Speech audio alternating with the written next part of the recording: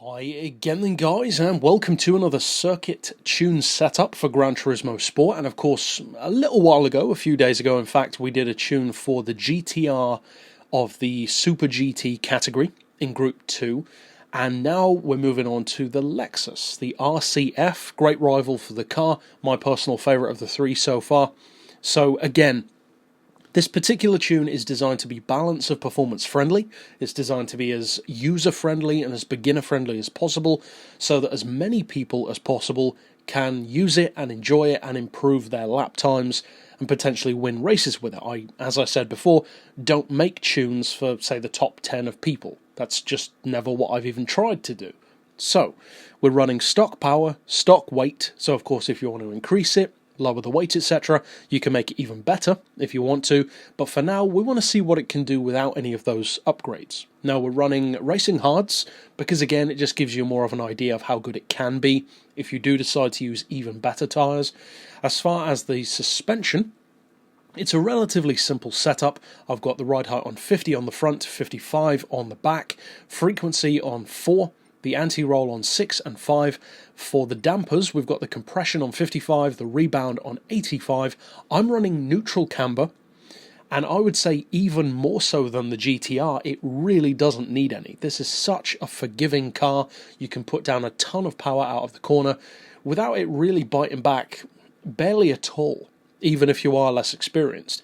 We're running neutral toe as well, as usual. Maximum downforce because, once again, this is predominantly for cornering, for grip, for usability, for handling manners, rather than straight line speed. However, if you are on a track where you do need more top-end speed, then of course just lower that downforce a little bit, or even lower it as far as you can go if you want to, say, have a challenge, for instance.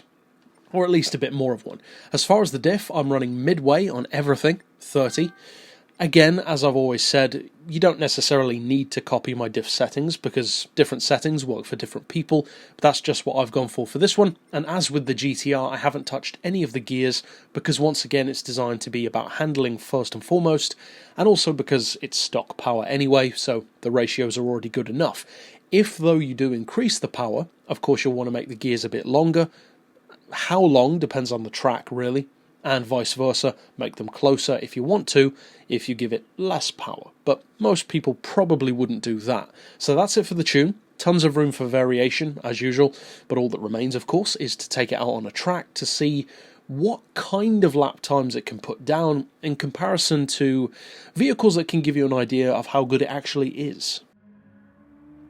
So, as I mentioned before, this car is incredibly beginner friendly to use. It's such a forgiving machine. It makes it a pleasure to work with. And of course, for pro drivers, you might want more of a challenge, but for those who just want to, say, get into driving cars that are this fast, maybe you're not as used to it, maybe you're just newer to the game in general, and you've picked up one of these cars, well, of course, if you pick up the GTR, you could check out the other tune, and I do plan to cover the Honda as well. But for now, with this one, if you do decide to use this tune, it can give you some pretty good lap times, and also, more importantly, it can give you some pretty easily good lap times as well. So the harder you push it, of course, the better it can get, but it's still a very forgiving car. So to give you some idea of how quick it was for me, around into Lagos, it's about 2 or 2.5 seconds quicker than my fully upgraded Viper GT3. Now, of course, that car is a slightly lower category, Group 3, whereas this is Group 2, but at the same time, that Viper's running, what is it now, around 800 horsepower, if not more, in fully tuned form, and that lap time was actually from the Rivals match that I did on this track between the V10 cars.